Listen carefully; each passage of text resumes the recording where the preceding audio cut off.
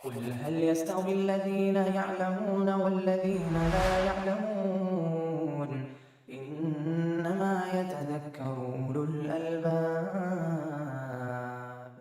أشهد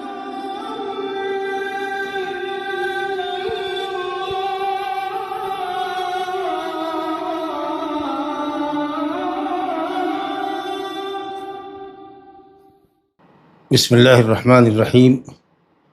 الحمد للہ رب العالمین والعاقبۃ للمتقین ولا عدوان الا علی الظالمین والصلاة والسلام علی خاتم النبیین وامام الانبیاء والمرسلین نبینا وامامنا محمد وعلی آلہ وصحبہ اجمعین اما بعد فباب سترۃ المصلی، مصلی کے سترے کا باب۔ سترہ ہر وہ چیز جس کے ذریعے آدمی بچاؤ اختیار کرے، جس کے ذریعے آدمی پردہ کرے، لیکن فقہا کی اصطلاح میں اس کا استعمال یہ ہے یا اس کا اطلاق یہ ہے کہ مصلی نمازی اپنے سامنے کوئی لاٹھی یا کوئی بیگ جو اس کے ہاتھ میں ہے، یا اسی طریقے سے کھمبا یا دیوار، کوئی ایسی چیز کے سامنے نماز پڑھے جو لوگوں کو گزرنے سے روکے، اور آدمی یہ دیکھے کہ آدمی نمازی کسی چیز کو سامنے رکھ کر نماز پڑھ رہا ہے، کتابوں کا ایک گٹھڑ اس نے رکھ دیا ہے سامنے، یا اس کے ہاتھ میں جو بیگ تھا 12 انچ 18 انچ کھڑا وہ اس نے ڈال رکھا ہے، یا اسی طریقے سے اگر صحرائی علاقے میں ہے تو اس نے عنزہ یا لاٹھی یا تیر وغیرہ زمین میں پیوست کر رکھی ہے، گاڑ رکھی ہے، یا مسجد میں اگر ہے تو وہ دیوار کو سترہ بنائے ہوا ہے یا کھمبے کو بنائے ہوا ہے، یا گھر میں اگر نماز پڑھتا ہے تو اس حصے میں پڑھتا ہے جہاں اس کی کوئی الماری ہو یا کوئی اور دیوار ہو، تاکہ کوئی اگر گزرنا چاہے تو وہ احتیاط کرے، اور اس طریقے سے خود اس کی نماز ٹوٹنے سے یا نماز میں خشوع اور خضوع کم ہونے سے بچ جائے۔ تو اپنی نماز کی حفاظت کے لیے بھی ضروری ہے، اور دوسرے کو گناہ سے بچانے کے لیے بھی مناسب ہے کہ آدمی سترہ رکھ کے پڑھے۔ تو گویا کہ سترہ فقہا کی اصطلاح میں اس چیز کو کہتے ہیں جس کو نمازی اپنے سامنے رکھتا ہے تاکہ اس کے سامنے سے کوئی نہ گزرے۔ یقیناً سترہ مستحب ہے مصلی کے لیے، چاہے وہ امام ہو یا منفرد ہو، آبادی میں نماز پڑھے یا صحرا میں نماز پڑھے، ایسی جگہ نماز پڑھے جہاں سے کسی شخص کے گزرنے کا امکان نہ ہو یا گزرنے کا امکان ہو۔ استحباب میں تو کوئی اختلاف نہیں ہے، البتہ بعض اہل علم اس کے وجوب کی طرف گئے ہیں کہ سترہ رکھ کے نماز پڑھنا واجب ہے امام کے لیے، منفرد کے لیے۔ مقتدی کے لیے کوئی سترہ نہیں ہوتا ہے، کیونکہ امام کا سترہ ہی مقتدی کا سترہ ہوتا ہے، جبکہ دوسرے اہل علم نے اس کو سنت اور مستحب کے درجے میں رکھا ہے، لیکن دلیلوں کی روشنی میں سنت مؤکدہ یا وجوب کا قول اقرب الی الصواب ہے۔ بہرحال سترہ جیسا کہ میں نے کہا کہ نبی صلی اللہ علیہ وسلم کی قولی اور فعلی دونوں حدیث سے ثابت ہے، اس لیے سترے کا رکھنا یہ نبی صلی اللہ علیہ وسلم کے حکم کی بجاوری اور آپ صلی اللہ علیہ وسلم کے طریقے کی پیروی ہے، جو بجائے خود ہمارے لیے باعث ثواب ہے۔ اور دوسرا فائدہ یہ ہے کہ آدمی جب سترہ رکھ کے نماز پڑھتا ہے تو شیطان کو اس کی نماز توڑنے کا موقع نہیں ملتا، کیونکہ شیطان چاہتا ہے کہ آدمی کی نماز کو توڑ دے، ایسی چیزوں کو گزار دے، یا کچھ ایسی شکل اور حیت لے کر کے وہ خود گزرتا ہے کہ نمازی اس میں مشغول ہو جاتا ہے، اس کا دماغ مشغول ہو جاتا ہے، اس کا خشوع خضوع ختم ہو جاتا ہے۔ حدیث اذا صلی احدکم فلیصلی الی سترہ، سنن کی روایت ہے، جب تم میں کا کوئی نماز پڑھے تو سترے کی طرف نماز پڑھے، سترہ کے سامنے پڑھ رہے، سترہ رکھ کے پڑھے، اور سترے سے قریب ہو، بہت دور سترہ نہ رکھے، سجدے گاہ سے مشکل سے ایک بالش ہٹا کر کے، ایک بالش یا تھوڑا زیادہ، کہ اس میں ایک بکری گزر سکے۔ نبی صلی اللہ علیہ وسلم کے سجدہ گاہ اور آپ کے قبلے کی دیوار کے درمیان ایک بکری کی گزرگاہ ہوتی تھی۔ فرمایا کہ سترہ رکھو اور سترے سے قریب ہو کے نماز پڑھو، شیطان تمہاری نماز کو قطع نہیں کرے گا، کاٹے گا نہیں۔ تو شیطان نمازی کے آگے گزرتا ہے اور چاہتا ہے کہ اس کے قلب کے اوپر اس طریقہ سے متمکن ہو جائے، بیٹھ جائے کہ اس کو وسوسہ میں ڈالے، اور پھر اس کی توجہ نماز کی طرف اور اللہ کی طرف ختم ہو جائے، پھر وہ خشوع خضوع اس کا ختم ہو جائے، قرآن کی آیات اور ذکر میں جو تدبر کرتا ہے نماز کے اندر وہ ختم ہو جائے، پھر وہ بھول جائے کہ اس نے کتنی نمازیں پڑھی ہیں، غلطہ پیچھا کرتا ہے۔ ایک تیسرا فائدہ یہ ہوتا ہے کہ جب آدمی سترہ رکھتا ہے، خاص کر جب سترہ کوئی اونچی چیز ہو، دیوار ہو یا الویرات سامنے کھڑی ہو، یا اسی طریقے سے کیواڑ بند کر کے نماز پڑھے، یا دیوار کو، قبلے کی دیوار کو سترہ بنائے، تو آدمی کی نظر سجدہ گاہ سے آگے نہیں جاتی، اور اس طریقے سے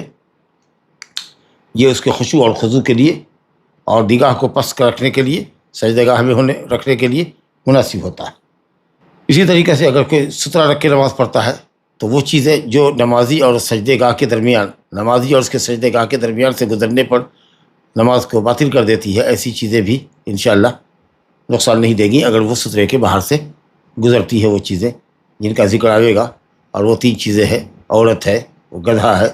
اور کالا کتا ہے، جس کا بیان آئے گا، اس میں اہل علم کا اختلاف ہے، وہ بھی ذکر کیا جائے گا۔ تو اس طریقے سے سترہ رکھنے کے یہ متنوع فوائد ہیں کہ ایک تو نبی صلی اللہ علیہ وسلم کی سنت کی پیروی ہے، دوسرے کہ شیطان کے شر سے بچنے کا ایک بڑا ذریعہ ہے، تیسرے یہ ہے کہ سترہ رکھنے سے آدمی کی نظر دور تک بھاگتی نہیں ہے، بلکہ سترہ اگر اونچی چیز ہو، دیوار اور کھمبا وغیرہ ہو، تو اس کی نگاہ مرکوز رہتی ہے سجدہ گاہ پر، اور اس طریقے سے خشوع خضوع اس کا قریب، اس کے دل سے قریب ہوتا ہے۔ اور یہ ہے کہ صاحب سترہ رکھ دینے سے کوئی بھی چیز اگر سترے کے باہر سے گزرے تو اس کی نماز باطل نہیں ہوتی۔ دیکھیے حدیث، پہلی حدیث جو امام حفیظ بن حجر رحمۃ اللہ علیہ نے اس باب میں ذکر کی ہے، وہ گزرنے والے نمازی اور اس کے سجدہ گاہ سے گزرنے والے کے گناہ کے تعلق سے ہے، اور جو بہت سنگین گناہ ہے۔ حدیث کے الفاظ ملاحظہ کیجیے۔ وعن ابی جہیم بن الحارث رضی اللہ عنہ قال قال رسول اللہ صلی اللہ علیہ وسلم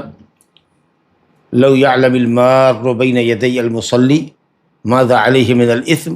لكان أن يقف 40 خيرا له من أن يمر بين يديه، متفق عليه، واللفظ للبخاري، ووقع في البزار من وجه آخر 40 خلیفہ۔ ابو جہیم بن حارث، ابو جہیم کا نام ہے عبداللہ بن حارث بن سمہ الانصاری رضی اللہ عنہ، معروف صحابی ہے، حضرت ابی بن کعب مشہور صحابی انصاری کے بھانجے تھے۔ دو حدیثیں ان سے حدیث میں مروی ہے، ایک تو یہ حدیث ہے جو سترے کے باب میں ہے، اور دوسری حدیث یہ کہ اگر آدمی پیشاب کر رہا ہو اور کوئی گزرے اور اس پر سلام کرے تو وہ کیسے جواب دے، اس سلسلے میں ایک حدیث انہوں نے نقل کی۔ اور ایک صاحب تھے ابو جہم، جو کپڑے کی تجارت کیا کرتے تھے، جنہوں نے نبی صلی اللہ علیہ وسلم کو دھاری دار چادر دی تھی، اور جس میں آپ کی نظر بار بار الجھتی تھی اور نماز سے آپ مشغول ہو رہے تھے۔ یہ چادر کی رنگینی اور اس کی دھاڑی وہ آپ کے نگاہ کو بار بار اپنی طرف کھینچتی تھی، تو آپ نے واپس کر دیا اور کہا کہ لے جاؤ اس کو الی ابی جہم، ابو جہم کے پاس لے جاؤ، واتونی بانجبانیہ و امبجانیہ، اور امبجانی کپڑا لے کر کے، جو کالا ہوتا ہے، بغیر دھاڑی کے، یا دھاڑی اس میں کالی ہوتی ہے جو جاذب نظر نہیں ہوتی ہے۔ تو وہ جو صاحب ہے ابو الجہم، وہ قریشی ہیں، اور یہ جو ہمارے ہیں ابو جہیم، یا ان کو ابو جہم بھی کہا جاتا ہے، تو ابو جہیم یا ابو جہم، جن کا نام عبداللہ بن حارث بن سمہ ہے، یہ انصاری صحابی۔ حدیث ہے، روایت میں یہ ہے، تفسیر جو سند میں آئی ہے کہ صاحب بسر بن سعید روایت کرتے ہیں، امام مالک کی سند ہے، اور سفیان ثوری رحمۃ اللہ علیہ کی سند ہے، جس کو امام مسلم، امام بخاری نے ذکر کیا ہے، موطا میں بھی یہ روایت موجود ہے کہ صاحب بسر بن سعید کہتے ہیں کہ زید بن خالد نے انہیں ابو جہم کے پاس بھیجا کہ جا کر دریافت کرو کہ رسول اللہ صلی اللہ علیہ وسلم نے کیا فرمایا ہے مصلی کے سامنے سے گزرنے والے کے سلسلے میں، کیا وعید فرمائی ہے۔ تو ابو جہم نے یہ حدیث بیان کی کہ اگر مصلی کے سامنے سے گزرنے والا، لو یعلم المار بین یدی المصلی، مصلی کے سامنے سے گزرنے والا اگر جان لے ماذا علیہ من الاسم، کہ اس کے اوپر کیا گناہ ہے، یعنی گناہ کی سنگینی وہ جان لے، گزرنے والا اگر اس کو یہ پتہ چل جائے، لکان ان یقف 40، لو یعلم یہ شرطیہ جملہ ہوا، اگر جان لے کہ نمازی کے سامنے سے گزرنے کا کیا گناہ ہے، لکان ان یقف 40، تو یہ جواب ہے، تو وہ بہتر سمجھے اپنے لیے لکان وقوفہ 40 سنہ یا لکان وقوفہ 40 خیر لہ، لکان وقوفہ 40 خیر لہ، لکان ان یقف 40 یہ فعل مضارع پر ان ہے، یہ بتاویل مصدر کانا کا اسم ہوگا، خیر لہ اس کی خبر ہے، تو اس کا 40 ٹھہرنا بہتر ہو اس کے لیے نزدیک اس بات سے کہ وہ سامنے سے گزرے. یعنی اگر گزرنے والا نمازی کے آگے سے، نمازی اور اس کے سترے کے درمیان سے گزرنے والے کو پتہ چل جائے کہ گزرنے کا کیا گناہ ہے، تو وہ ٹھہرنے کو 40 ٹھہرنے کو بہتر سمجھے گا گزرنے کے مقابلے میں. اب یہ 40 کیا ہے؟ تو راوی نے یہ کہا کہ صاحب وہ 40، ابو النضر کہتے ہیں کہ صاحب 40 معلوم نہیں کہ انہوں نے 40 دن کہا یا کہ 40 مہینہ کہا کہ یہ، یا کہ 40 سال کہا، 40 کہا. اگر مان لیجیے 40 دن بھی مان کے چلے، مہینہ چھوڑیے 40 دن مانیے، چلیے 40 دن بھی نہیں 40 گھنٹے ہی مان لیجیے تو بھی بہت بڑی بات ہے. 40 منٹ اگر مان لیجیے تو بھی 40 منٹ، یا تو 2 منٹ تو آدمی پریشان ہو جاتا ہے، اور نکلنے کی اتنی جلدی ہوتی ہے. لا الہ الا اللہ. تو یہ جو مبہم رکھا گیا ہے وہ شاید اسی لیے کہ اس کی سنگینی سننے والے کے قلب و دماغ پر مسلط رہے کہ صاحب 40 معلوم 40 سال یہ بھی ہو سکتا ہے، جیسے 40 گھنٹے 40 دن 40 مہینے ہو سکتے، 40 سال بھی مراد ہو سکتے. تو کبھی بھی گزرنے کی جسارت نہیں کرے گا نمازی اور نمازی کے سجدے کے درمیان سے کوئی بھی شخص. اگر اس کو معلوم ہو جائے گزرنے والے کو کہ کیا گناہ ہے تو وہ 40 ٹھہرنا بہتر سمجھے گا اس بات سے کہ وہ نمازی کے سامنے سے گزرے. لا الہ الا اللہ. امام مالک رحمۃ اللہ علیہ نے ابو النضر سے بیان کیا ہے. ابو النضر مولا عمر بن عبید اللہ ابو النضر، اور انہوں نے بسر بن سعید سے روایت کیا کہ زید بن خالد نے بسر بن سعید کو ابو جہم کے پاس بھیجا کہ آپ نے کیا سنا ہے رسول اللہ سے نمازی کے آگے سے گزرنے والے کے گناہ کے تعلق سے یا وعید کے تعلق سے. تو ابو جہم نے کہا کہ وہ 40 ٹھہرے. ابو نضر نے کہا کہ لا ادری، میں نہیں جانتا کہ ابو جہم نے 40 دن کہا تھا کہ 40 مہینہ کہا تھا کہ 40 سال کہا تھا. راوی کو شک ہے. بہرحال انہوں نے بیان نہیں کیا. سیاق تو یہ بتا رہا ہے کہ راوی نے بیان کیا ہوگا 40 دن یا 40 مہینہ، لیکن یہ شاید بھول گئے اور اسی لیے انہوں نے 40 پر اکتفا کیا اور اس کی تفصیل نہیں بتائی. اس کے بعد مؤلف نے بتایا ہے ووقع، کہتے ہیں متفق علیہ روایت اور لفظ بخاری کا ہے، حالانکہ یہ بیان ہی یہی لفظ مسلم میں بھی آیا ہے، اس لیے اس وضاحت کی ضرورت بہت زیادہ نہیں تھی کہ واللفظ للبخاری. حدیث متفق علیہ. ابو جہم عبداللہ بن حارث بن سبان انصاری کی یہ حدیث کے الفاظ ہے لو یعلم المار بین یدی المصلی ماذا علیہ من الاسم لکان ان یقف 40 خیر له من ان یمر بین یدی. اگر گزرنے والے کو، نمازی کے سامنے سے گزرنے والے کو پتہ چلے یا جان لے کہ اس پر کیا گناہ ہے تو وہ 40 ٹھہرنے کو بہتر سمجھے اپنے لیے اس بات سے کہ نمازی کے سامنے سے گزرے. متفق علیہ. بخاری مسلم کی روایت ہے، اور نہ صرف یہ بخاری مسلم کی بلکہ مسند احمد میں بھی ہے، سنن اربعہ میں بھی ہے، اور دوسری کتب کے اندر بھی ہے. گویا رواہ الجماعہ. اس کے بعد فرمایا ہے ووقع فی البزار، بزار میں یہ جو حدیث آئی ہے من وجہ آخر دوسرے سند سے آئی ہے، ابو ہریرہ رضی اللہ عنہ سے روایت ہے. بزار میں ابو ہریرہ رضی اللہ عنہ سے روایت ہے، بسر بن سعید کی روایت بزار. لاہور نہیں وہی حدیث ہے، سند وہی ہے. کہتے ہیں کہ بسر بن وہ جو ہے ابو جہم والی ہی حدیث ہے. کہتے ہیں کہ جو مسند بزار میں روایت آئی ہے من وجہ آخر دوسری سند سے، اب وہ ہے سفیان ابن عیینہ کی سند. غور کہ یہ وہ حدیث جو متفق علیہ ہے یہ امام مالک کے حوالے سے ہے اور سفیان ثوری کے حوالے سے. بزار میں جو روایت ہے وہ سفیان ابن عیینہ محدث سے روایت ہے، اور یہ روایت بسر بن سعید کی ہے. وہ جو پوری حدیث ہے اس کے اندر یہ ہے کہ بسر بن سعید کہتے ہیں کہ ابو جہیم نے مجھ کو بھیجا زید بن خالد کے پاس کہ میں جا کر کے پوچھوں زید بن خالد سے کہ مصلی کے سامنے گزرنے والے کا کیا گناہ ہے. تو انہوں نے کہا کہ میں نے رسول اللہ صلی اللہ علیہ وسلم سے سنا ہے فرماتے ہوئے کہ اگر گزرنے والا جان لے کہ اس پر کیا گناہ ہے، نمازی کے آگے سے گزرنے والے کو پتہ چلے یا پتہ ہو کہ اس پر کیا گناہ ہے، تو وہ 40 خریف ٹھہرنا گزرنے کے مقابلے میں بہتر سمجھے۔ یہاں پر خریف کی وضاحت ہو گئی، معدود کا ذکر ہو گیا۔ 40 تو عدد ہے اور اس کے بعد جو ہوتا ہے وہ معدود ہوتا ہے، جو 40 کے ابہام کو دور کرتا ہے۔ 40 کیا کا خریف، خریف کہتے ہیں موسم کو جس میں فصل پک جائے، جس میں فصل تیار ہو جائے۔ 4 موسم ہوتے ہیں نا، گرمی، سردی اور موسم بہار، موسم خزاں۔ جی تو یہ 4 موسم ہے، 4 خریف۔ تو 40 خریف، اگر ایک سال میں 4 خریف ہوتے ہیں، 4 موسم ہوتے ہیں، تو گویا کہ 40 خریف موسم جو 4 مہینے کا ہوتا ہے، اس حساب سے اگر آپ دیکھیے تو کم سے کم 10 سال تو ہی گیا۔ 10 سال ٹھہرنے کو بہتر سمجھے، 10 سال ٹھہرنے کو بہتر سمجھے۔ تو یہاں 40 کی وضاحت آ گئی خریف سے، لیکن علماء نے ذکر کیا کہ یہ 40 خریفن والی جو حدیث ہے یہ ضعیف ہے۔ وہ اس طرح کہ ابن عیینہ، سفیان بن عیینہ محدث نے سند اور متن دونوں میں غلطی کی ہے،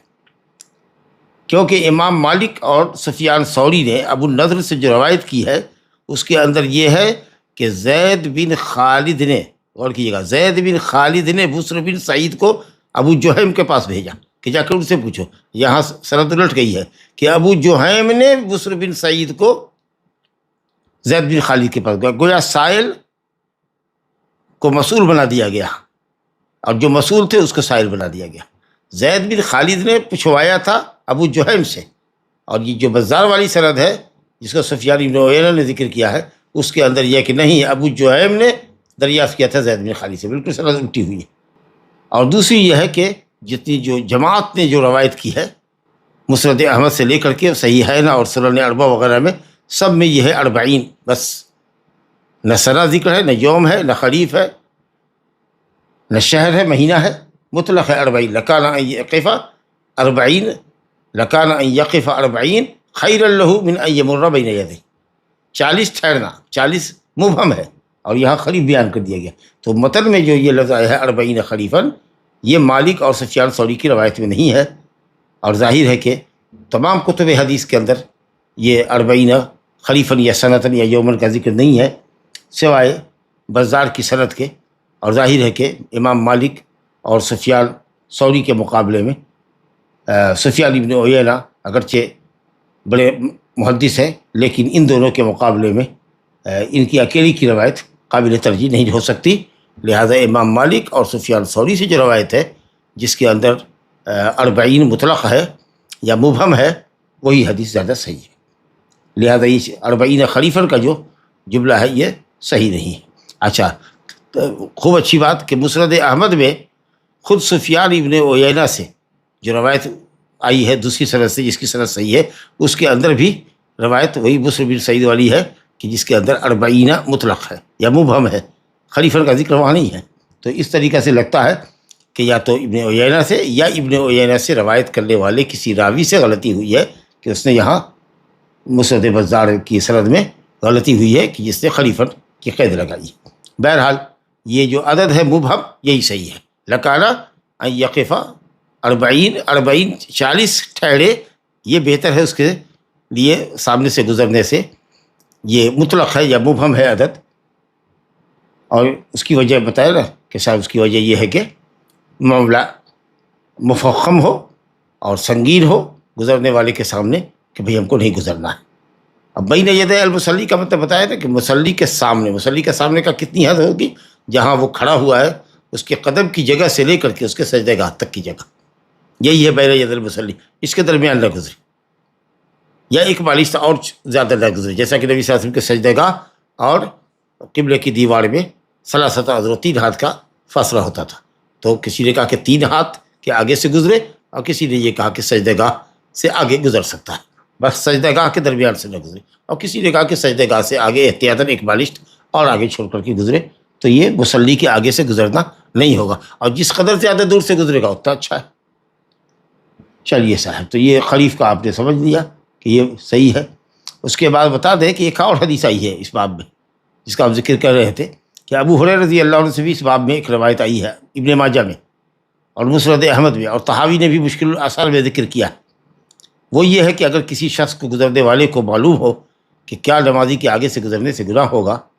تو وہ 100 سال ٹھہرے، یہ اپنے لیے بہتر سمجھے اس قدم سے جو قدم وہ نمازی کے آگے سے اٹھاتا ہے اور گزرتا ہے، 100 سال ٹھہرے، لیکن اس کی سند قوی نہیں۔ اس کی سند میں عبید اللہ بن عبد الرحمن بن موہب، عبید اللہ بن عبد الرحمن ابن موہب ضعیف راوی لیس بالقوی، اور اسی طریقے سے اس کی سند میں عبید اللہ بن موہب کا چچا عبداللہ بن عبد الرحمن بن موہب ہے، وہ بھی غیر ثقہ ہے، سوائے ابن حبان کے کسی نے اس کا ثقہ نہیں کیا ہے۔ تو یہ 100 سال والی جو حدیث ہے وہ بھی صحیح نہیں ہے، اور 40 خلیفہ والی جو حدیث ہے جس کو انہوں نے مسند بزار کے حوالے سے ذکر کیا ہے حافظ ابن حجر نے، اور کوئی ریمارک نہیں کیا ہے، وہ حدیث بھی صحیح نہیں ہے، کیونکہ جو بزار والی سند ہے اس کے اندر سفیان بن عیینہ نے جماعت کی مخالفت کی ہے، امام مالک کی اور سفیان ثوری کی مخالفت کی ہے، اور کتب ستہ نہیں بلکہ کتب سبعہ کے اندر 40 مبہم آیا ہے سوائے بزار کے، مسند بزار کے۔ اور مسند احمد کے اندر جو سفیان بن عیینہ کی روایت ہے وہ بھی جماعت کی روایت کے مطابق ہے، تو اس لیے یہ جو 40 خلیفہ کا لفظ ہے یہ سند کے اعتبار سے بھی الٹ گیا ہے کہ زید بن خالد جوہنی سے پوچھوایا ابو جہم نے، جبکہ حقیقت یہ ہے کہ زید بن خالد نے ابو جہم سے پوچھا اور پوچھنے کے لیے بھیجا بسر بن سعید کو، تو یہ سند کا گڑبڑ ہے، معاملہ الٹ پلٹ ہو گیا ہے، اور متن میں خلیف کے لفظ کا اضافہ ہے یا وضاحت ہے، اس لیے نہ خلیف کا لفظ صحیح ہے نہ میت عام کا لفظ صحیح ہے۔ بہرحال یہ جو گناہ کی سنگینی ہے یہ اس بات کی دلیل ہے کہ نمازی کے آگے سے گزرنا حرام ہے، کیونکہ سخت وعید ہے، اور جب وعید جس گناہ پر آتی ہے وہ اس کے گناہ کبیرہ ہونے کی دلیل ہے۔ اور کیوں نہ ایسا ہو، کیونکہ مصلی اللہ کے سامنے کھڑا ہوا ہے، جی مناجات کر رہا ہے، اور آپ گزر کر کے اس کا اٹینشن کو آپ ختم کر رہے ہیں اور اس کی مناجات کو رب تعالیٰ سے کاٹ رہے ہیں اور تشویش پیدا کر رہے ہیں، لہذا وہ شخص گنہگار ہے، اور جس گناہ پر وعید آئی ہو وہ کبیرہ ہونے کی دلیل ہوتی ہے۔ بعض اہل علم نے کہا کراہت، لیکن کراہت سے مراد اہل علم کے نزدیک امام ترمذی نے کہا کہ اہل علم نے کہا کہ مکروہ ہے، تو مکروہ سے مراد مکروہ تحریمی ہے، کیونکہ وعید صرف کراہت تنزیہی پر نہیں آتی، اور جیسا کہ ذکر کیا گیا کہ اہل علم کے راجح قول میں یہ ہے کہ صاحب سترے کا حکم یہ ہے کہ وہ واجب ہے، اس کا بیان پھر آگے آئے گا۔ اچھا، یہ جو گزرنے کا مسئلہ ہے نمازی کے آگے سے، کچھ لوگ یہ سمجھتے ہیں کہ حرمین شریفین میں یہ قانون لاگو نہیں ہوگا۔ بہت اچھی بات اہل علم نے کہی کہ نبی صلی اللہ علیہ وسلم نے یہ حدیث کہاں فرمائی تھی؟ مدینہ میں فرمائی تھی، تو مدینہ اور مکے کی مسجد کو آپ نکال دیں گے؟ کیا یہ حدیث نبی صلی اللہ علیہ وسلم نے ہندوستان میں یا پاکستان میں فرمائی تھی؟ ظاہر ہے کہ سعودی میں، وہاں مکہ مدینہ میں فرمائی تھی، تو حرمین کو اس سے کیسے آپ مستثنیٰ کر سکتے ہیں؟ تو حرمین کے اندر بھی سترے کا لحاظ کرنا چاہیے، اسی امام بخاری نے باب باندھا ہے، باب سترہ بے مکہ وغیرہ، مکہ ہو یا کہ مکے کے علاوہ کوئی بھی مسجد ہو یا کوئی بھی جگہ ہو وہاں سترہ مطلوب ہے۔ تو ہاں، البتہ اہل علم نے کہا کہ صاحب لوگوں کو بچنا چاہیے، یا جب حج وغیرہ کے ایام میں ہو تو بہت ازدحام ہو جاتا ہے، تو اس لیے ازدحام کی وجہ سے گویا کہ اس پر عمل کرنا ممکن نہیں ہوتا، لیکن اس وقت بھی اہتمام کرنا چاہیے گزرنے والے کو کہ نہ گزرے، یا خود نمازی کو یہ چاہیے کہ وہ آگے دیوار سے لگ جائے، یا خود نماز اگر پڑھ رہا ہو سنت وغیرہ تو وہ کوشش کرے کہ ممر سے، گزرگاہ سے، جہاں لوگ حرم میں گزرتے ہیں اس جگہ کو چھوڑ کر کے اندر صف کے اندر نماز پڑھے، یا گزرنے والوں کو گزرنے دے، ریلا جب آدمیوں کا نماز سلام کے بعد گزرتا ہے تو اس کو گزرنے دے، پھر وہ اطمینان سے کسی جگہ کو لازم پکڑے اور وہاں نماز پڑھے جہاں کوئی چیز، جیسے مصحف کا ایک ڈبہ ہوتا ہے یا کھمبا ہوتا ہے، ایسی جگہوں پر نماز پڑھے، تو کوشش کرے کہ سامنے، اور اگر کوئی گزرنے والا ہو تو خود ہی آگے بڑھ جائے اور پیچھے سے راستہ دے دے تاکہ گزرے، کوشش کرے اس حد تک، فاتقوا اللہ ما استطعتم۔ لیکن یہ کہنا کہ یہ حکم حرمین کے لیے نہیں ہے، یہ بالکل یہ ہے بے خبری کی بات ہے، بلکہ امام بخاری نے حضرت عبداللہ بن عمر کا اصل نقل کیا ہے صالح بن کیسان سے، وہ کہتے ہیں کہ میں نے ابن عمر کو کعبہ میں دیکھا، یعنی مسجد حرام میں کہ وہ نماز پڑھ رہے ہیں تو کسی بھی شخص کو، گزرنے والے کو گزرنے نہیں دے رہے ہیں، اس کو روک لیں۔ لیکن خود نمازیوں کو بھی چاہیے کہ صاحب لوگوں کی گزرگاہ سے ہٹ کر کے نماز پڑھیں۔ اسی طرح سے مطاف میں کھڑے ہو گئے، ظاہر ہے کہ جہاں پر طواف کرے وہاں پر تو آپ کا احترام نہیں ہوا، وہ جگہ طواف کے لیے ہے اصلاً، تو اس لیے آپ وہاں پر ہٹ جائیے. لیکن ہاں جب شدید زحمہ ہوتا ہے مکے کے اندر تو بہت قوت سے گزرنے والے کو روکنا یا دفع کرنا یا دھکا دینا نہیں چاہیے، سمجھا کہ. اور گزرنے والے کو بھی چاہیے کہ وہ نمازی کے نماز کا احترام کرے اور وہ بقدر استطاع اللہ سے ڈرے اور گزرنے کی کوشش نہ کرے. دوسری حدیث اس باب میں آئی ہے کہ سترہ کتنا اونچا ہونا چاہیے. بہرحال اتنا اونچا تو ہونا ہی چاہیے کہ گزرنے والے کو نظر آئے کہ یہ آدمی سترہ رکھ کے نماز پڑھ رہا ہے. اب وہ مثلا مخرۃ الرحل، کجاوے کی لکڑی کا جو پچھلا حصہ ہوتا تھا جس پر سوار جو ہے اونٹ کے اوپر جو پالان رکھا جاتا ہے، اس کے اوپر جو ٹیک لگاتا ہے، بیک ریٹ جو ہوتا ہے، وہ تقریباً آپ یہ دیکھ لیجئے مٹھی بند کر کے ایک ہاتھ یا کہوڑے سے لے کر کے اور کلائی کے جوڑ تک کے درمیان کا جو حصہ ہے یہ ہے مثلا مخرۃ الرحل، آخری کزارہ کا حصہ اتنا ہو، یا اس سے کچھ بڑا بھی ہو تو کوئی دیوار ہو، کھمبا ہو جو کئی گنا 10 گنا زیادہ ہوتا ہے اس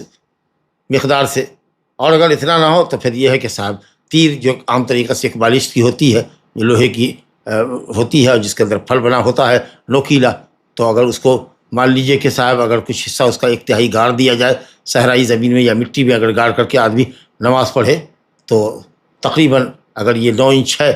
تو میرا خیال ہے کہ 6 انچ کی بلندی بھی کوئی چیز کی ہو جائے گی. 2-3 کتاب اگر اٹھی ہوئی ہے، 2-3 مصحف ہے جو رکھ دیا، یا اسی طریقے سے رحل ہے جس پر قرآن رکھ کے پڑھتے ہیں اس کو رکھ دیا، سمجھا کہ. اور ساؤتھ وغیرہ میں تو ہم لوگ دیکھا ہے صاحب وہ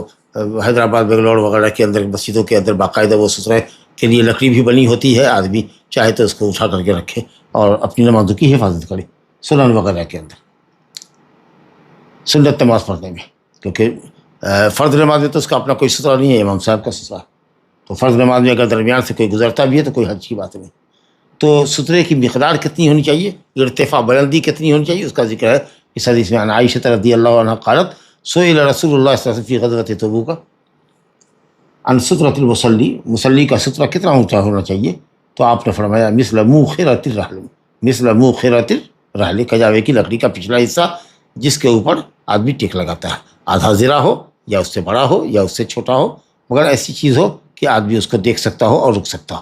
تو یہ مقدار جو ہے یہ تقریبی مقدار ہے، کوئی تحدید نہیں کہ اتنا ہی ہونا چاہیے، اس سے بڑا بھی ہو سکتا ہے، اس سے چھوٹا بھی ہو سکتا ہے. لیکن یہ ہے کہ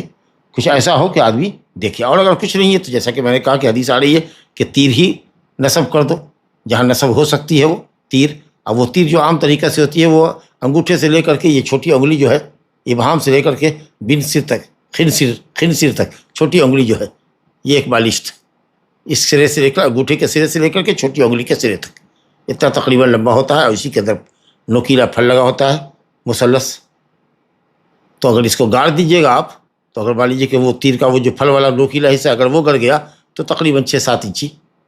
جگہ اٹھی رہتی ہے، جو کجاوے کی لکڑی کے مقابلے میں کم ہے. تو اگر نہیں ہے کوئی اونچی چیز آپ کے سامنے رکھنے کی، یا دیوار اور کھمبے کو آپ سترا نہیں بنا پا رہے ہیں، یا کوئی لکڑی نہیں ہے جس کو آپ رکھ سکیں، یا بیگ وغیرہ نہیں ہے جو 1 ہاتھ کا اونچا ہو، تو اگر اتنی بھی اونچی چیز ہو آپ کے پاس جی انگوٹھے کے سرے سے لے کر کے سب بابا انگلی کے سرے تک، تو اتنی بھی کھڑی چیز کو رکھ دینا چاہیے. اور پھر آگے حدیث آئے گی جس کی سند میں اہل علم نے کلام کیا ہے، لیکن اکثر اہل علم نے کہا کہ حدیث حسن ہے کہ اگر کچھ نہ ہو تو کم سے کم ایک خط، ایک لکیر ہی کھینچ دی جائے. تو اب تو لکیر کا مسئلہ مسجد میں نہیں ہے کیونکہ قالین بچھی ہوتی ہے، تو اب اس کو آپ کیا سمجھیں گے. بس یہ ہے کہ مصلی کا جو آخری کنارہ ہے جس کے اوپر بندہ سجدہ کرتا ہے اس کے آگے سے وہ گزرنے والا گزر سکتا ہے. ہاں یہ کسی چیز کو گاڑنے کا مسئلہ یا لکیر کھینچنے کا مسئلہ اگر کوئی بھی چیز نہ پائی جائے تو آخر میں مجبوری میں صرف لکیر کھینچ دی جائے جو سترے کے قائم مقام ہو، یا کوئی ڈنڈا ہے تو اس کو کھڑا کر دیا جائے، یا نہیں ہے تو اس کو پھیلا کے رکھ دیا جائے دائنے سے بائیں طرف. تو جو یہ ہے دائیں سے بائیں طرف یہی نہ ہوگا گزرنا. اگر کوئی سیدھا چلا جا رہا ہے، یا کوئی بیٹھا ہوا ہے، یا کوئی کھڑا ہو گیا، یا کوئی سویا ہوا ہے، تو وہ اس حکم میں داخل نہیں ہے، الا کہ تشویش کا باعث ہو تو اور بات ہے. ورنہ مرور تو اسی کو کہیں گے کہ صاحب نمازی نماز پڑھ رہا ہے اور اس کے دائیں سے بائیں یا بائیں سے کوئی دائیں گزرے اس کے اور سجدے تک گا کے درمیان سے. تو سترے کی اونچائی آپ نے دیکھی کہ صاحب کجاوے کی لکڑی کا پچھلا حصہ جو نصف ذرا سے تھوڑا بڑا ہوتا ہے. اور اگر وہ نہ ہو تو یہ حدیث ہے ان صبر ابن معبد الجہنی قال قال رسول اللہ صلی اللہ علیہ وسلم لیستتر احدکم فی صلاته ولو بسہم، تم میں کا کوئی لیستتر امر کا صیغہ ہے، تم میں کا کوئی جب نماز پڑھے تو نماز میں سترہ بنائے، چاہے تیر ہی کو کیوں نہ ہو، چاہے وہ تیر ہی کیوں نہ ہو، یعنی تیر کو کھڑا کر دے. اخرجہ الحاکم، امام حاکم نے روایت کیا، اور مسند احمد میں بھی یہ روایت ہے۔ ولو بسہم، لو تقلیل کے لیے ہے کہ اگر کچھ زیادہ نہیں، اونچی چیز نہیں مل رہی ہے تو چلو بھائی ایک تیر ہی لگا دو جو ایک بالشت کے برابر ہوتی ہے۔ تو کوئی بھی ایسی چیز جو کھڑی ہو، اونچی ہو مصلی کے سامنے،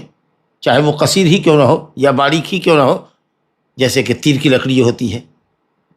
تو وہ انشاءاللہ تعالیٰ کافی ہے سترے کے لیے۔ اگر کجاوے کی لکڑی جیسی کوئی موٹی چیز اور بڑی چیز نہیں ہے، اونچی چیز نہیں ہے، تو ایک تیر ہے تو اسی کو آپ رکھ سکتے ہیں۔ اب جیسا کہ میں نے کہا تھا، یہ سب جو وجوب کا صیغہ ہے، فلیستتر یا فلیجعل السترا، جو لفظ آیا ہے کہ اگر نماز پڑھے، لیستتر احدکم، امر کا صیغہ ہے، لام لام امر ہے، تم میں کا کوئی نماز میں سترا رکھے، یعنی ہر نمازی نماز میں سترا رکھے، بشرطے وہ منفرد ہو یا امام ہو، چاہے تیر ہی کیوں نہ ہو۔ اور حدیث صحیح ہے، سند اس کی حسن ہے، تو یہ دلیل ہے اس بات کے لیے کہ صاحب سترا رکھنا واجب ہے، سترا رکھنا واجب ہے۔ اہل علم کی ایک جماعت اسی طرف گئی ہے، امام محمد بن حنبل رحمۃ اللہ علیہ کا ایک قول یہی ہے کہ سترا رکھنا واجب ہے۔ محدثین میں ابن خزیمہ وغیرہ کے یہاں بھی یہ واجب ہے، اور ابو عوانہ نے بھی اپنی صحیح کے اندر باب باندھا ہے، باب و ایجاب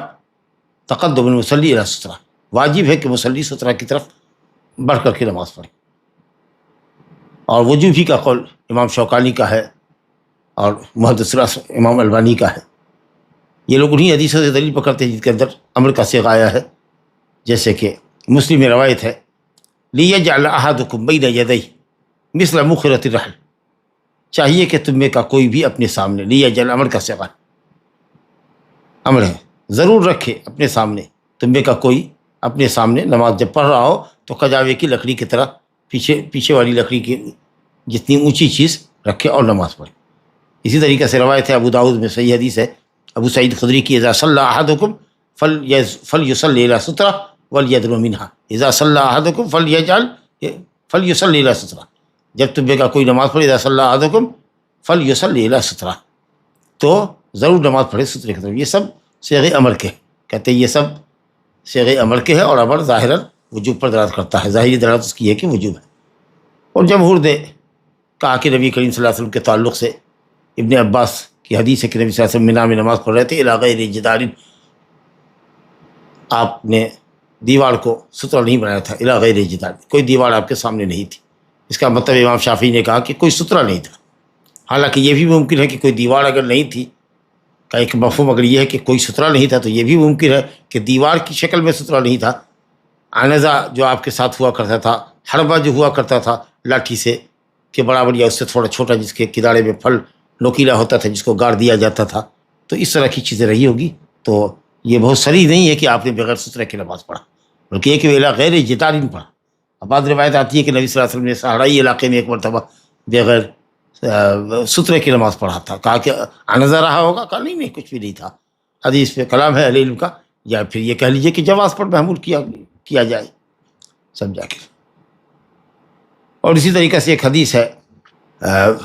اذا صلی احدکم الی شیء،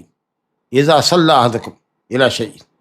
بخاری مسلم کی روایت ہے، جب تم میں کا کوئی نماز پڑھے، اذا صلی احدکم الی شیء، کسی چیز کے طرف رخ کر کے یا سترہ بنا کے جب نماز پڑھے جو لوگوں سے اس کو چھپاتا ہو، بچاتا ہو، اور اگر سترہ رکھنے کے بعد کوئی گزرنے کا ارادہ کرے تو اس کو فلیدفعہ، روکے اس کو۔ اذا صلی احدکم الی شیء یسترہ، اگر کوئی یا جب کوئی سترہ کی طرف نماز پڑھ رہا ہو تو اس کو یہ حق ہے کہ گزرنے والے کو روکے۔ اس کا مطلب یہ ہے کہ ضروری نہیں کہ ہر کوئی سترہ رکھ کے ہی پڑھے،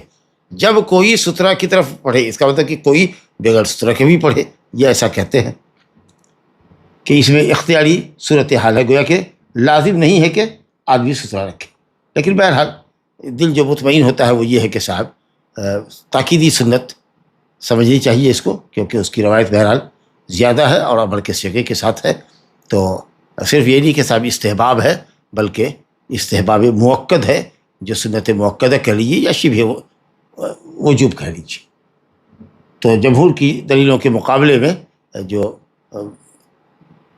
وجوب کا قول کی دلیل ہے وہ زیادہ واضح اور صریح الدلالت، واللہ اعلم۔ اب یہ سترہ رکھنے کا ایک فائدہ، جیسا کہ میں نے پہلے ہی بتایا تھا کہ سترہ رکھنے کا ایک فائدہ یہ بھی ہے کہ کچھ چیزیں جن کا ذکر حدیث میں آیا کہ اگر وہ نمازی کے سامنے سے گزر جائے، نمازی اور اس کے سجدے کے درمیان سے، اس کے قیام اور سجدے گاہ کے درمیان سے گزر جائے تو نماز باطل ہو جاتی ہے۔ سترہ اگر رکھ دیتے ہیں تو سترہ کے آگے سے گزرنے کی صورت میں یہ خطرہ نہیں رہتا ہے۔ اب کیا چیزیں نماز کو باطل کرتی ہیں کہ اگر سترے کے درمیان سے یا نمازی اور اس کے سجدے کے درمیان سے اگر چیزیں کچھ گزر جائیں تو نماز باطل ہو جائے گی۔ اس کو دیکھیے یہ اس میں علماء کا شدید اختلاف ہے۔ چنانچہ ابو ذر غفاری رضی اللہ عنہ سے روایت ہے، عن ابی ذر رضی اللہ عنہ قال قال رسول اللہ صلی اللہ علیہ وسلم یقطع صلاة المرء المسلم اذا لم يكن بين يديه مثل موخرة الرحل المرأة والحمار والكلب الاسود الحدیث۔ کہتے ہیں ابو ذر غفاری رضی اللہ عنہ سے روایت ہے، فرمایا کہ رسول اللہ نے فرمایا مسلمان کی نماز کو قطع کر دیتی ہے، توڑ دیتی ہے۔ توڑ دینے کا مطلب کیا ہے؟ جو لوگ کہتے ہیں کہ نماز باطل ہو جاتی ہے، یہ امام احمد رحمۃ اللہ علیہ کا راجح قول ہے، اور اسی قول کی نمائندگی شیخ الاسلام ابن تیمیہ نے کی ہے، اور دوسرے محققین علماء نے، وہ کہتے ہیں کہ توڑنے کا مطلب فاسد کر دینا، باطل کر دیتی ہے نماز کو۔ اور جو لوگ کہتے ہیں کہ نہیں کسی چیز کے گزرنے سے نماز باطل نہیں ہوگی، نمازی کی روکنا چاہیے، لیکن اگر کوئی بھی چیز اگر گزر جائے تو باطل نہیں ہوتی۔ ایک حدیث ہے لا یقطع الصلاۃ شیء، لا یقطع الصلاۃ شیء، کوئی بھی چیز نماز کو کاٹتی نہیں۔ حالانکہ حدیث ضعیف ہے، بلکہ ضعیف جداً ہے، جس سے جمہور نے استدلال کیا ہے۔ تو وہ قطع یقطع کا ہمارے یہاں پر کہتے ہیں کہ خشوع و خضوع میں کمی آتی ہے، ثواب میں کمی آتی ہے، نقص مراد ہے کہ نماز ناقص ہوتی ہے، یہ مطلب ہے۔ حالانکہ قطع یقطع کا مطلب نماز کاٹ دینا، یعنی نماز صحیح نہیں ہوتی ہے۔ چنانچہ حدیث ہے کہ صاحب تعاد الصلاۃ، نماز پلٹائی جائے گی اگر نمازی کے آگے سے یہ تینوں چیزیں، مرأہ حمار عورت گزرتی ہے، اور گدھا گزرتا ہے، اور کلب الاسود کالا کتا گزرتا ہے۔ مسلم میں ہے الکلب الاسود شیطان، کالا کتا شیطان ہے۔ پوچھا گیا کہ یہ کالا کتا ہی کیوں یا رسول اللہ؟ تو کہا گیا پیلا کیوں نہیں، لال کیوں نہیں؟ تو کہا کالا کتا شیطان ہے، یعنی متمرد ہے، سرکش ہوتا ہے کالا کتا دوسرے کتوں کے مقابلے میں۔ یا ممکن ہے کہ شیطان اس شکل میں آتا ہو، یا یہ ہے کہ شیطان صفت ہے۔ شیطان تو سب میں ہوتا ہے، جن کا تو شیطان جو مشرک کافر ہے وہ تو شیطان ہی ہے۔ شیطان صفت انسان بھی ہوتے ہیں، متمرد سرکش، جو بات نہیں مانتے۔ اور اسی طریقے سے کتوں کے اندر بھی جو کالا کتا ہوتا ہے وہ زیادہ بھوکتا ہے اور زیادہ خطرناک ہوتا ہے۔ تو اسے کہا گیا کہ الکلب الاسود شیطان۔ وَلَهُ، مسلم میں ہی روایت ہے یہ جو ابو ہریرہ رضی اللہ عنہ سے ہے، اس کے اندر الکلب کا ذکر نہیں۔ حالانکہ ابو ہریرہ کی روایت میں بھی الکلب ہے، الکلب ہے، تو یا تو وہم ہوا ہے حافظ ابن حجر رحمۃ اللہ علیہ سے، یا پھر یہ ہے کہ الکلب صرف آیا ہے، الاسود نہیں آیا۔ تو اگر یہ مطلب ہے کہ کلب بلا صفت اسود کے آیا ہے تب تو ٹھیک ہے، لیکن ابو ہریرہ کی روایت بھی جو مسلم میں ہے اس کے اندر بھی الکلب آیا۔ تو کہا کہ وَلَهُ، مسلم ہی میں ابو ہریرہ رضی اللہ عنہ سے جو روایت ہے اس میں سب الفاظ تو وہی ہیں، صرف کلب کا ذکر نہیں، حالانکہ کلب کا ذکر ہے۔ تو یا تو یہ وہم ہے، یا پھر بتانا یہ چاہتے ہیں کہ کلب کی جو صفت الاسود آئی ہے وہ نہیں ہے۔ صاحب چلیے اس کے بعد پھر ذکر کر رہے ہیں کہ ابو داؤد میں اور نسائی میں یہ حدیث ابن عباس سے بھی آئی ہے، اس کے اندر آخری جملہ نہیں ہے۔ اب آخری جملہ کیا؟ کہ اگر اس کے سامنے کجاوے کی لکڑی جیسی کوئی چیز نہ ہو تب، یہ جملہ نہیں ہے۔ بس یہ کہ یقطع صلاۃ المرء المسلم، مسلمان کی نماز کو توڑ دیتی ہے کون سی چیز؟ المرأہ والحمار والکلب الاسود۔ اذا لم یکن بین یدیہ، یہ جملہ ہے کہ جب اس کے سامنے کجاوے کی لکڑی کے پچھلے حصے پیچھے کی لکڑی جیسی کوئی چیز نہ ہو، یہ جملہ نہیں ہے۔ یا یہ ہے کہ صاحب اس کے اندر آخری کلمہ نہیں، یعنی الکلب الاسود والا کلمہ نہیں ہے۔ اور ابو داؤد اور نسائی کی حدیث میں عورت کی جگہ جو ہے المرأہ کی جگہ پر ہے المرأہ بالحائض، مرأہ الحائض، عورت کی صفت آئی ہے حائض، اور حائض بالغ عورت کے گزرنے سے نماز چھوٹے گی۔ اس کا مطلب یہ ہے کہ غیر بالغ یا بچی اگر آگے سے گزرتی ہے تو پھر نماز پر کوئی فرق نہیں پڑے گا، نماز باطل نہیں ہوگی۔ تو کہ خلاصہ یہ ہوا کہ یہ 3 حدیث آئی۔ ابو ذر غفاری رضی اللہ عنہ کی حدیث آئی جس کے اندر الکلب الاسود کا ذکر ہے۔ ابو ہریرہ رضی اللہ عنہ سے جو حدیث آئی ہے مسلم میں، وہ کلب تو ہے لیکن اسود کی صفت کے ساتھ نہیں ہے۔ اور ابو داؤد اور نسائی میں کلب کا ذکر نہیں ہے، یا اذا لم یکن بین یدیہ کا لفظ نہیں ہے۔ البتہ عورت کی تقیید یا عورت کی صفت حائض آئی ہے، مراد بالغ عورت، کہ بالغ عورت گزرے گی تو نماز باطل ہوگی۔ یہ تینوں حدیثیں جو آپ نے سنی، ان تینوں حدیثوں کے تعلق سے البتہ وہ جو ایک حدیث ہے نیچے والی ابن عباس والی، اس کے اندر اختلاف ہے کہ یہ موقوف ہے کہ مرفوع ہے، لیکن حدیث دونوں طرح سے آئی ہے۔ بعض علم نے محقق علماء میں سے بہت سے محقق علماء نے اس کے مرفوع ہونے کو پسند کیا ہے۔ تو یہ تینوں حدیثیں دلیل اس بات کی ہے کہ مصلی اگر سترہ نہیں رکھتا ہے اپنے نماز کے لیے جو اتنا اونچا ہو، جس طرح کہ کھجاوے کی لکڑی کا پچھلا حصہ یا پچھلی لکڑی ہوتی ہے، تو ان تینوں میں سے عورت، گدھے اور کتے، کالے کتے میں سے اگر کوئی بھی نمازی کے سجدے گاہ کے درمیان سے گزر جائے گا تو اس کی نماز باطل ہو جائے گی۔ اور میں نے عرض کیا کہ جمہور کہتے ہیں کہ باطل نہیں ہوگی بلکہ ناقص ہوگی، اور دلیل پکڑا اسی حدیث سے کہ لا یقطع الصلاۃ شیء، جو حدیث کے انتہائی ضعیف ہے۔ اور ایک قول یہ ہے کہ صاحب عورت کے گزرنے سے اور گدھے کے گزرنے سے نماز باطل نہیں ہوگی، البتہ کالا کتا کے گزرنے سے نماز باطل ہو جائے گی۔ اور یہ قول امام احمد اور اسحاق کا ہے۔ وہ اس لیے کہتے ہیں کہ حضرت عائشہ رضی اللہ عنہ کہتی ہے کہ میں نبی کریم صلی اللہ علیہ وسلم کے سامنے ایسی لیٹی رہتی تھی جیسے کہ جنازہ پڑا رہتا۔ حالانکہ لیٹنے میں اور گزرنے میں فرق ہے، دوسرے یہ کہ بیوی میں اور اجنبیہ میں بھی فرق ہے۔ حالانکہ یہ سب جواب تسلیم کرنے پڑے، ورنہ یہ کہا جا سکتا کہ حضرت عائشہ کا اپنا اجتہاد تھا کہ وہ یہ سمجھتی تھی کہ لیٹنا اور گزرنا دونوں ایک ہی ہے، اس لیے انہوں نے کہا کہ میں تو لیٹی ہوتی تھی۔ تو لوگوں نے کیسے ہم کو کتے اور گدھے سے تشبیہ دیا، بئس ما عدلتمونا بالکلاب والحمار، تم لوگوں نے بہت برا سلوک کیا عورتوں کے ساتھ کہ ہم برابر میں اتار دیا کتے اور گدھے کے، کہ جن کے گزرنے سے نماز باطل ہوتی ہے، اور تم کہتے ہو کہ عورتوں کے بھی گزرنے سے نماز باطل ہوتی ہے۔ تو یہ ان کی اپنی سمجھ تھی، اپنی سمجھ اور فہم اور اجتہاد کے مطابق انہوں نے یہ سمجھا ہوگا۔ یا اسی طریقے سے گدھے کے گزرنے سے نماز نہیں باطل ہوتی ہے کہ حضرت ابن عباس گدھے پر چڑھ کے آئے، مؤنث گدھی پر مینا کے اندر، اور بین یدے بعض صف کے درمیان سے گزرے، یعنی امام کے پیچھے سے گزرے، امام کے آگے سے نہیں گزرے، امام کے پیچھے سے گزرے، سوار ہو کر کے گزرے، اور پورا راستہ پار کیا، یعنی پوری صف پار کی، اور جہاں دیکھتے رہے کہ جگہ کہاں ملے گی، آخر صف کے اندر بائیں جانب جگہ ملی تو وہاں سے گدھی کو چھوڑ دیا، اور گدھی اور کتا آگے کھیل رہا تھا، اور یہ انہوں نے صف کے آخر میں جگہ ان کو ملی تو وہ مل گئے۔ تو کسی نے انکار نہیں کیا، کیونکہ ویسے بھی انکار نہیں کر سکتے تھے، کیونکہ نمازی کے آگے سے گزرنا منفرد اور امام کے آگے سے گزرنا حرام ہے، مصلیوں کا یا مقتدیوں کا کوئی سترہ نہیں ہوتا ہے۔ اور پھر یہ کہ حضرت ابن عباس گزرے ہیں تو گدھے پر سوار ہو کے گزرے، صرف گدھا نہیں گزرا ہے، اور بھی گدھا امام کے اور سجدے گاہ کے درمیان گزرتا تو مسئلہ تھا، صفوں کے درمیان سے اگر عورت بھی گزر جائے تو نماز باطل نہیں ہوگی، یہ گدھا گزر جائے تو نماز باطل نہیں ہوگی امام کے،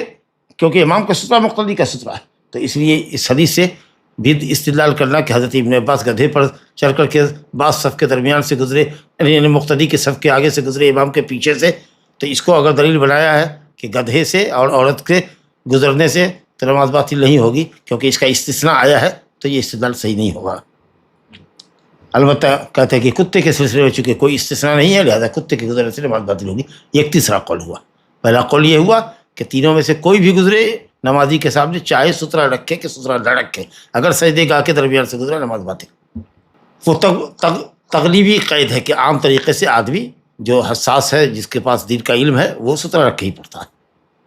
دوسرا قول یہ تھا کہ نماز کسی چیز کے گزرنے سے باطل نہیں ہوگی، ہاں ناقص ہوگی، جیسا کہ جمہور نے کہا، ایقتو کا من ینقصو کا۔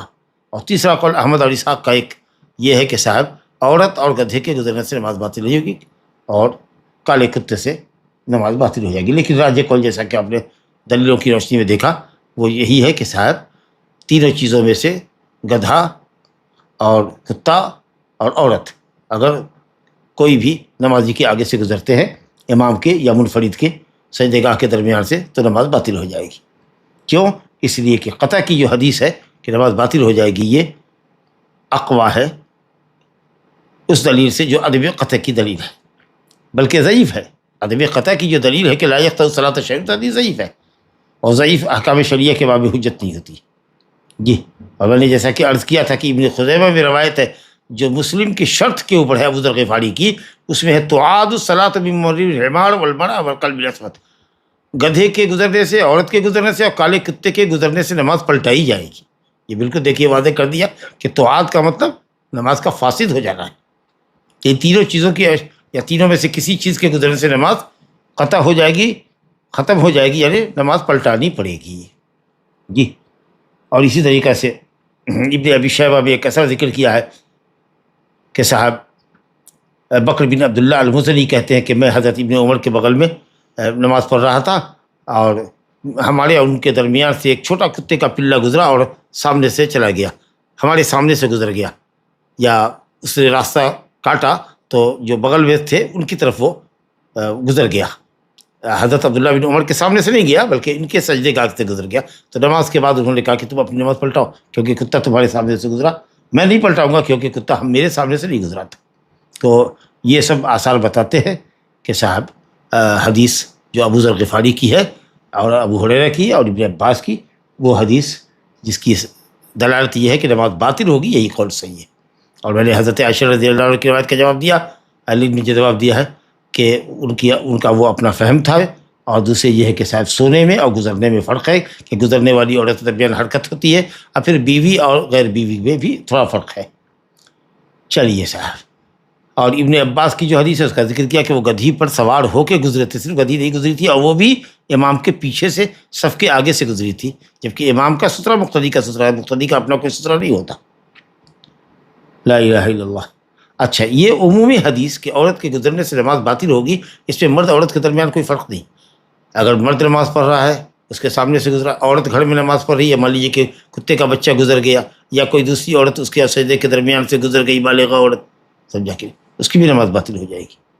اچھا صاحب، اب آگے دیکھیے، اگر کوئی شخص نمازی کے سجدے گاہ کے درمیان سے گزرے یا سترہ رکھے ہوا ہے اور تب زبردستی کر رہا ہے اور گزر رہا ہے، تو کچھ لوگوں نے تو یہ کہا کہ اگر سترہ رکھ کے نماز پڑھ رہے ہو تو پوری قوت سے اس کو روکو، پہلے تو اشارہ کرو ایک انگلی سے، اس کے بعد ہاتھ پورا پھیلاؤ، اور اس کے بعد بھی اگر کرتا ہے تو دھکا دو اس کو۔ یہ اس شخص کے لیے حکم ہے جو سترہ رکھ کے پڑھے، لیکن راجح قول یہ ہے کہ کوئی بھی آدمی جو بغیر سترے کے بھی نماز پڑھتا ہو، اگر اس کے سامنے سے کوئی گزرے تو اس کو روکے۔ مسلم بخاری میں ایک روایت ہے ابو سعید خدری سے مطلق کہ اذا صلی احدکم واراد احد ان یجتاز، کوئی شخص نماز پڑھے اور کوئی گزرنا چاہے تو اس کو روکے۔ لیکن یہاں حدیث جو ابو سعید کی جو متفق علیہ روایت ہے اس کے اندر ہے کہ رسول اللہ نے فرمایا اذا صلی احدکم الی شیء یسترہ من الناس، اگر کوئی آدمی سترہ رکھ کے نماز پڑھتا ہے اور پھر کوئی اس کے سامنے سے گزرنا چاہتا ہے فلیدفعہ، تو اس کو دفع کرے، اس کو روکے، اس کو گزرنے نہ دے۔ اور اگر وہ انکار کرتا ہے اور پھر گزرنے پر ہی اصرار کرتا ہے فلیقاتل ہو، تو اس کو شدت سے دھکا دے۔ اس کو قتال کرنے کا تو حقیقی قتال نہیں ہے کہ مارنا شروع کر دے یا لاٹھی سے ڈنڈے سے پیٹنا لگے یا ہتھیار چلائے، نہیں، بلکہ قوت کے ساتھ اس کو روکنا۔ کہتے ہیں کہ فإنما هو الشیطان، کیونکہ وہ شیطان ہے، متمرد ہے، یا تو شیطان انسان کی شکل میں آیا ہے، یا ہو سکتا ہے کہ یہ آدمی ہی ہو حقیقت میں لیکن شیطان صفت ہو، تو اس کو روکو۔ اور ایک روایت میں ہے کہ فإن معه القرین، انسان کے ساتھ بھی تو ایک قرین لگا ہوتا ہے، ایک ساتھی اس کا لگا ہوتا ہے شیطان، جو اس کو برائی پر آمادہ کرتا ہے۔ ہر شخص کے ساتھ ایک فرشتہ اور ایک شیطان لگا ہوا ہوتا ہے۔ تو واقعہ ہے اس حدیث کے اندر، کہتے ہیں ابو سعید خدری کے یہ حدیث کے اندر یہ واقعہ ہے۔ ابو صالح سمان کہتے ہیں کہ میں نے دیکھا ابو سعید خدری کو، ابو صالح سمان کہتے ہیں، تابعی ہیں، کہتے ہیں میں نے ابو سعید خدری کو دیکھا جمعہ کے دن نماز پڑھ رہے ہیں، سترے کے سامنے ہیں، ایک نوجوان آیا، وہ گزرنا چاہتے، رک گیا وہ، پھر اس نے راستہ ادھر ادھر دیکھا، کہیں سے اس کو کوئی راستہ گزرنے کا نہیں ملا، تو پھر وہ دوبارہ سے پلٹا کہ وہ گزرے۔ بس حضرت ابو سعید خدری نے اس قدر دوبارہ زور سے دھکا دیا کہ وہ آدمی گر گیا، اور گرنے کے بعد اس کو تھوڑی چوٹ بھی لگی۔ چنانچہ وہ حضرت ابو سعید خدری کے خلاف گیا مروان بن حکم، مدینہ کے گورنر کے پاس شکایت لینے، اور یہ سمجھ رہے تھے کیا ہوگا سیدھا وہی، کیونکہ اس کو قوت سے دھکا دیا، وہ گرا ہے۔ حضرت ابو سعید خدری بھی پیچھے گئے وہاں، تو کہا ابو سعید سے مروان نے کہ کیا بات ہے آپ کے اور یہ جو آپ کے بیٹے کی عمر کا ہے، اس کو کہا ابن اخی کا، بھائی کا، آپ کا بھتیجا، یعنی بھتیجے کی عمر کا ہے، بیٹے کی عمر کا ہے، اس لیے بڑے لوگوں کے لیے، بڑا آدمی کے سامنے چھوٹا تو بیٹے اور بھتیجے ہی کے لائق ہوتا ہے، حقیقی بھتیجا نہیں تھا۔ بس کہا کہ کیا معاملہ ہے آپ کے اور آپ کے بھتیجے کے درمیان، یہ نوجوان لڑکا ہے، آپ ماشاءاللہ سینئر آدمی ہیں، عمر دراز آدمی ہیں، کیا جھگڑا ہوا ہے؟ انہوں نے کہا کہ میں نے نبی صلی اللہ علیہ وسلم سے ایسا سنا ہے کہ ایک آدمی سترہ رکھ کے نماز پڑھ رہا ہو اور کوئی گزرے تو اس کو روکے، اور اگر وہ باز نہ آئے اور دوبارہ پلٹنا چاہے تو اس کو پوری قوت سے اس کو دھکا دے، اور اگر اس کو چوٹ لگتی ہے تو پھر اس کا کوئی تاوان نہیں ہے، کوئی جرمانہ نہیں ہے۔ تو یہ جو لفظ ہے فَأَرَادَ أَحَدٌ أَن يَجْتَازَ فَلْيَدْفَعْهُ فِي نَحْرِهِ، مسلم میں روایت ہے، پوری شدت سے گردن میں ہاتھ دے کے اس کو پیچھے لوٹائے۔ فَإِنَّ مَعَهُ الْقَرِينَ، اس کے ساتھ قرین ہے، یعنی وہی شیطان ہے جو اس کو آمادہ کرتا ہے۔ اب یہ جو لفظ ہے اذا صلی احدکم الی شیء، کوئی چیز رکھ کے نماز پڑھے اور گزرنا چاہے کوئی سترے کے درمیان سے، تو روکے، یہ ایک چیز ہے۔ کسی لوگوں نے کہا کہ یہ علت آپ کو لینی پڑے گی، اور اگر بغیر سترے کے نماز پڑھ رہا ہے تو پھر اس کو اس قوت سے روکنے کا حق نہیں ہے۔ لیکن انشاءاللہ جو صحیح قول ہے وہ یہ ہے کہ صاحب سترہ رکھ کے پڑھے تو تاکید ہے کہ اس کو روکے، اب بغیر سترہ کے بھی اگر پڑھتا ہے یا کوئی سجدے گاہ سے گزرتا ہے تو اس کو روکے، اور رکنا چاہیے اس کو، مطلق گزرنے والے کو رکنا ہے، چاہے سترہ ہو یا سترہ نہ ہو۔ بس وہ جو قید آئی ہے کہ اس کے آگے مثل مخلط الرحل ہو، لکڑی ہو کہ اتنی اونچی چیز ہو، اس قید کا کچھ لوگوں نے اعتبار کیا ہے، اور کچھ نے بدء الخلق کے اندر ابو سعید خدری کی روایت آئی ہے، اذا مر بین یدی احدکم شیء وهو یصلی، تم میں سے کسی بھی نمازی کے سامنے سے اگر کوئی چیز گزرے تیرا حال ہے کہ وہ نماز پڑھ رہا ہو، فلیمنعہ، فإن ابا فلیمنعہ، فإن ابا تیسری مرتبہ میں اگر پھر بھی نہیں رکتا فلیقاتلہ فإنما هو شیطان۔ تو یہاں سترہ رکھنے کی بات نہیں۔ تو کسی نے کہا کہ مطلق کو مقید پر محمول کر لو سترہ رکھنے پر، اور کسی نے کہا کہ نہیں، یہاں مطلق اور مقید کی بات نہیں ہے، بلکہ یہ ہے کہ صاحب تعارض نہیں ہے مطلق اور مقید کے درمیان کہ ہم اس کو محمول کر لیں۔ عام طریقہ سے سترہ لوگ رکھتے ہیں، اگر کوئی کسی نے نہیں رکھا تو کوئی حرج نہیں۔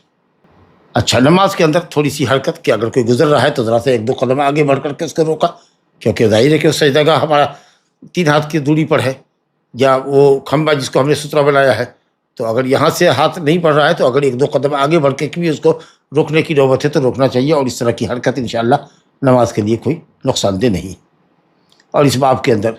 ایک حدیث ہے کہ اگر سترے میں کوئی بھی چیز نہ پائے، جیسا کہ میں نے پہلے ذکر کیا تھا، ابو ہریرہ رضی اللہ عنہ کی حدیث ہے،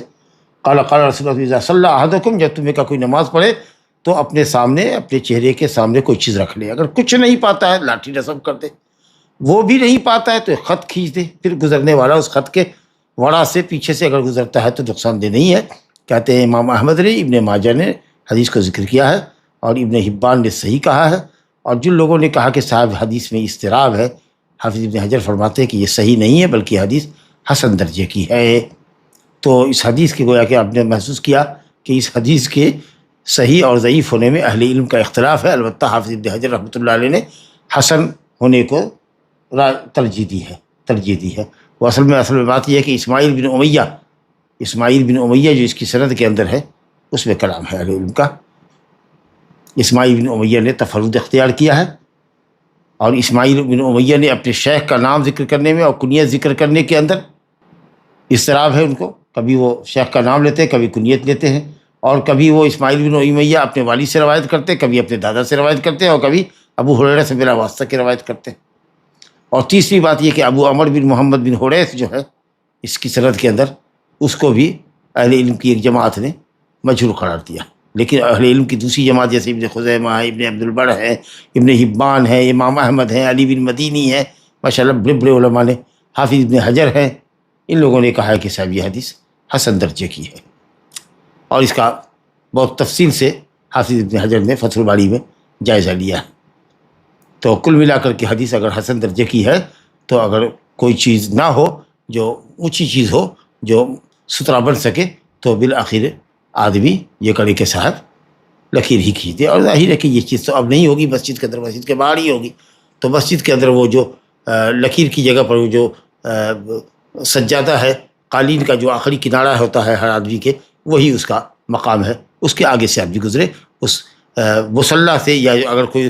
قالین کے اوپر بھی اپنا مصلی بچھاتا ہے تو مصلی کا جو آخری سرا ہے وہ اس کے سجدے کی آخری حد ہوگی، اس کے آگے سے آدمی گزر سکتا ہے۔ اب وہ جو حدیث جو جمہور نے کہا تھا کہ کوئی نہ کسی چیز کے گزرنے سے نماز باطل نہیں ہوتی ہے، اس حدیث کو یہاں ذکر کر رہے کہ وہاں ابی سعید الخدری رضی اللہ عنہ قال قال رسول اللہ لا یقطع الصلاۃ شیء، کوئی چیز نماز کو قطع نہیں کرتی، یہ جمہور کی دلیل ہے، وہی ابو ذر غفاری رضی اللہ عنہ کی حدیث کے مقابلے میں جو ابھی پڑھ کے آئے۔ البتہ اگر کوئی چیز گزر رہی ہے تو اپنی استطاعت بھر پوری طاقت سے اس کو روکنے کی کوشش کرو، دفع کرنے کی کوشش کرو۔ حدیث ابو داؤد میں ہے، لیکن خود امام ابو داؤد نے اس کو ضعیف کہا ہے، اور حافظ ابن حجر کہتے ہیں وفی سندہ ضعف، اس کی سند میں ضعف ہے، بلکہ حدیث کئی اعتبار سے ضعیف ہی نہیں، ضعیف جداً۔ کہتے ہیں کہ اس کی سند میں مجالد بن سعید نام کا راوی ہے جو قابل حجت نہیں۔ دوسری بات ہے کہ اس نے روایت کیا ہے ابو الوداق سے جس کا نام ہے جبر بن نوف البکالی، وہ بھی ضعیف ہے۔ اور تیسری بات یہ ہے کہ مجالد سے اضطراب ہے اس حدیث کے اندر، کبھی وہ مرفوع بیان کرتے ہیں، کبھی موقوف بیان کرتے ہیں. تو اسی یہ حدیث بہت ضعیف ہے، کبار محدثین نے ضعیف کہا ہے، شوکانی نے، البانی نے، شیخ بن باز رحمۃ اللہ علیہ وغیرہ نے اس کو ذکر کیا ہے. اور اس سے استدلال کرنا کہ نماز کے آگے، نمازی کے آگے سے گدھا، کتا، کالا کتا، گدھا، عورت کچھ بھی گزرے نماز باطل نہیں ہوگی، جیسا کہ جمہور کا نظریہ ہے، یہ صحیح نہیں ہے، کیونکہ یہ حدیث ضعیف ہے، جو کہ ابو ذر غفاری کی، ابو ہریرہ کی، ابن عباس کی جو روایتیں ہم تین پڑھ کے آئے ہیں کہ عورت، گدھا اور کتے کے گزرنے سے نماز باطل ہوتی ہے. ظاہر ہے کہ یہ ضعیف حدیث کا مقابلہ نہیں کر سکتی. ھذا وباللہ التوفیق، صلی اللہ علیہ وسلم علی نبینا محمد وعلی آلہ وصحبہ اجمعین. اگر ہم دیکھیں کہ مسجد میں کوئی بغیر سترے کے نماز پڑھ رہا ہے تو کیا اس کے سامنے سترہ ہم رکھ سکتے ہیں؟ رکھ دے تو اچھا ہے. اگر کوئی بلا سترہ کی نماز پڑھ رہا ہو اور اس نے نہیں رکھا ہے تو من باب الاحسان اس کے آگے، اس کے سجدے گاہ سے ایک بالش ہٹا کر کے رکھ دے اور آگے سے گزر جائے. ایک بالش ہٹ کر کے آگے سے گزر جائے اور سترہ بھی رکھ دے تاکہ دوسرے لوگ اس کا لحاظ کریں. اگر ہسبینڈ وائف گھر میں جماعت سے نماز پڑھ رہے ہیں اور ہسبینڈ نے غلطی کی تو وائف متنبہ کیسے کرے؟ سبحان اللہ کہے یا تالی بجائے؟ تالی ہی بجانی چاہیے. انما تصفیق للنساء، تصفیق عورت کے لیے. شوہر ہی کیوں نہ امامت کر رہا ہو کسی عورت کا، اگر وہ اس کی غلطی پر اس کو متنبہ کرنا چاہتی ہے تو تالی بجائے گی، تصفیق کرے گی، نہ کہ تسبیح. اگر نمازی بغیر سترے کے نماز پڑھ رہا ہے تو اس کے سامنے بیگ رکھے، ہم گزر جائیں پھر بیگ لے لے، ایسا کر سکتے ہیں کیا؟ کوئی حرج نہیں ہے، اس تکلف کی ضرورت بھی نہیں ہے. جب آپ اٹھا رہے ہیں تو آپ رکھیے مت، سجدے گاہ سے ایک بالش ہٹ کر کے آپ گزر جائیے. نمازی کے قیام اور سجدے گاہ کے درمیان یا قبلے کی دیوار کے درمیان نبی صلی اللہ علیہ وسلم کے 3 ہاتھ کا فاصلہ ہوتا تھا. 3 ہاتھ کے فاصلے سے آپ گزر جائیے. یا سجدے گاہ سے اور دیوار، قبلے کی جو دیوار ہوتی تھی نبی صلی اللہ علیہ وسلم کے سامنے ایک بکری کی گزرگاہ ہوتی تھی، ممکن ہے کہ 12 انچ. تو اگر 10-12 انچ کے فاصلے سے اگر سجدے گاہ سے آپ گزرتے ہیں تو گزر جائیے، آپ اپنا بیگ لیتے جائیے. ہاں، لیکن اگر کوئی ایسی چیز ہے جو مسجد کی چیز ہے، جو اسٹل رہے گی نماز پڑھنے تک اس کے سامنے رہے گی، تو ایسی کوئی چیز اگر رکھ دیتے ہیں تو یہ اس نمازی پر احسان ہے، اور بعد میں گزرنے والوں کے لیے معاملے کو آسان کرنا ہے کہ وہ گزر جائے گا. لیکن آپ اگر اپنا کوئی بیگ رکھنا چاہتے ہیں تو اس کی کوئی ضرورت نہیں ہے، آپ تھوڑا آگے سے نکل جائیے. لیکن بالکل اس کے سجدے گاہ سے لگ کر کے جیسے صفیں ہوتی ہے اور آپ امام نے سلام پھیر دیا اور آپ کی پیٹھ اور اس کا سر دونوں برابر میں لگ رہے ہیں، 2 انچ کا فاصلہ ہو سکتا ہے، تو ایسی صورت میں آدمی کو اٹھنا نہیں چاہیے. نمازی کو نماز کی فراغت کا انتظار کرنا چاہیے. وہ فارغ ہو جائے تو اٹھے، 2 منٹ تو لگے گا، 2 منٹ 3 منٹ 4 منٹ سب بخیر. لیکن اگر آپ آگے سے ایک صف آگے چلے جائیں پھر گزرتے ہیں تو کوئی مسئلہ نہیں.